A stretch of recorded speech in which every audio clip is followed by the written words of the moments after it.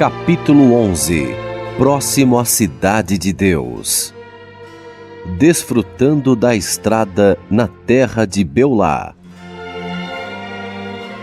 Agora eu via que os peregrinos haviam atravessado o terreno encantado e já adentravam à terra de Beulá.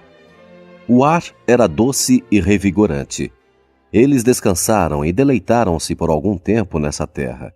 Ali ouviram o canto contínuo dos pássaros e observaram as flores, que vicejavam em toda parte.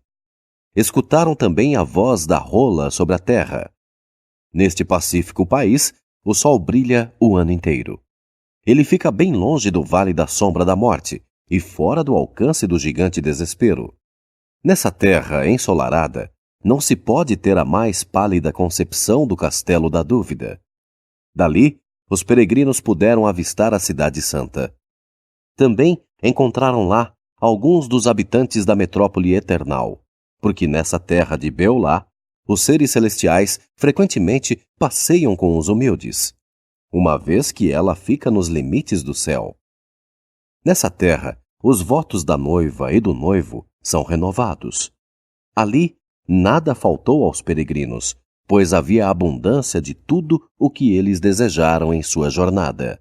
E ouviram vozes da cidade cantando: Dizei à filha de Sião: eis que a tua salvação vem, eis que com ele vem o seu galardão.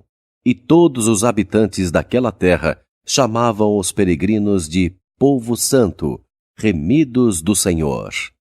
Enquanto passeavam por essa terra, tinham mais alegria do que jamais haviam experimentado nos lugares afastados do país para onde se dirigiam.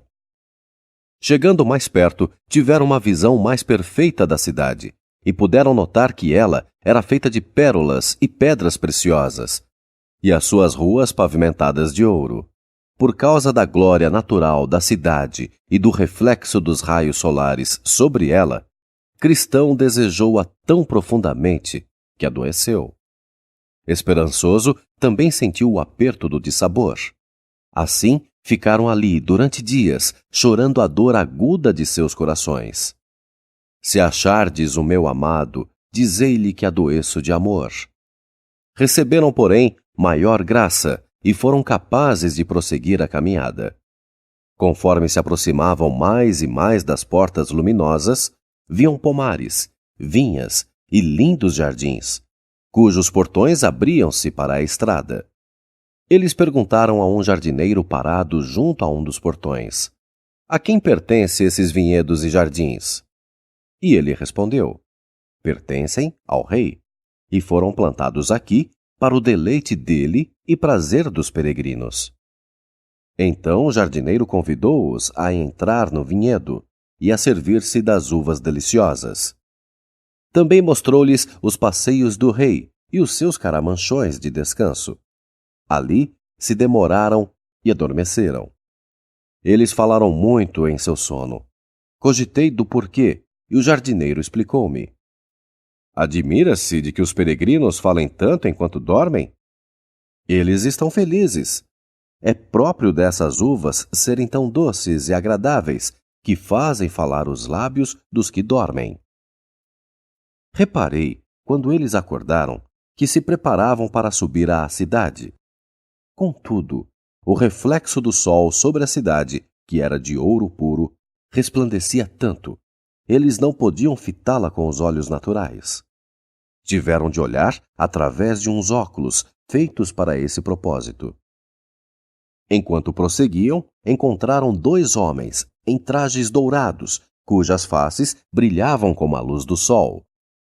Indagaram dos peregrinos de onde eles eram, onde haviam se hospedado, que bênçãos e prazeres tinham experimentado, e que dificuldades tiveram de enfrentar pelo caminho.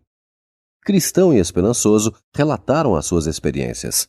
Então, um dos resplandecentes avisou: Vocês têm mais 2 dificuldades a superar. Depois estarão na cidade. Cristão pediu aos homens que fossem com eles. Os 2 consentiram, mas acrescentaram: Vocês devem ir firmados na própria fé. Em meus sonhos, os vi seguirem juntos até avistarem a porta. a travessia do Rio da Morte. Entre eles e a porta havia um rio fundo, escuro e gelado, e não tinha ponte. Ao avistar o rio, os peregrinos empalideceram e silenciaram. Os dois homens estimularam-nos. Vocês devem atravessá-lo, ou nunca chegarão à porta. Não há outro jeito? Perguntaram ambos. Sim, respondeu o homem.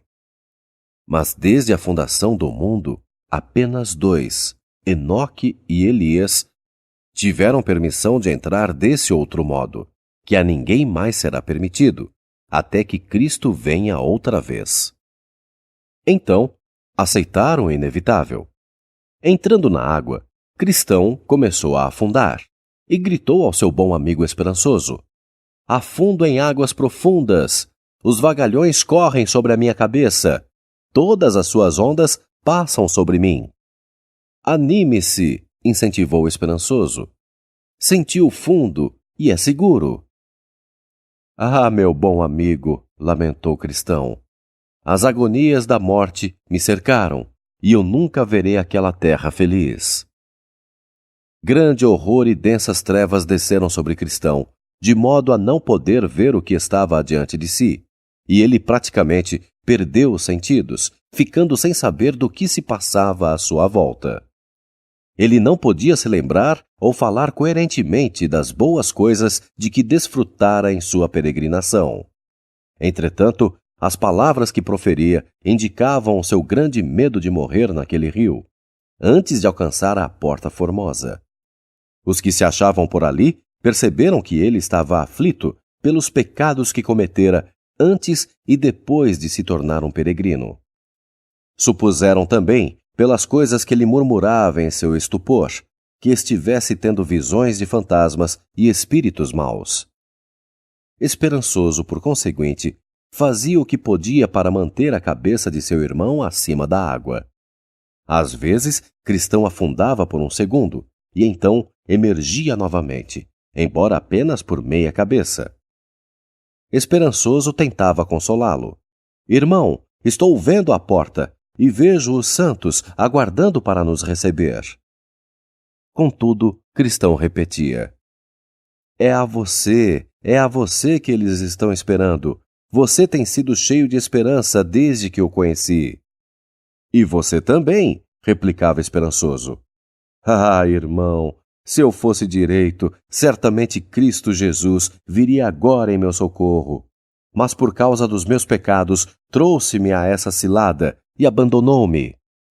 Meu irmão, admoestou esperançoso, você esqueceu completamente o texto que fala dos maus?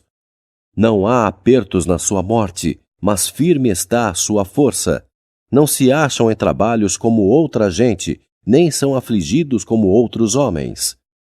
Essas dificuldades e angústias que você atravessa nestas águas não são sinal de que Deus o desamparou. Elas foram enviadas para lembrá-lo das coisas que recebeu da bondade dele, a fim de que confie nele na aflição. Então, Cristão refletiu seriamente por um momento, enquanto esperançoso acrescentava: Tenha bom ânimo, Jesus Cristo o curou. De repente, Cristão rompeu em voz alta: Oh, eu o vejo novamente! E ele está me dizendo: quando passares pelos rios, eles não te submergirão.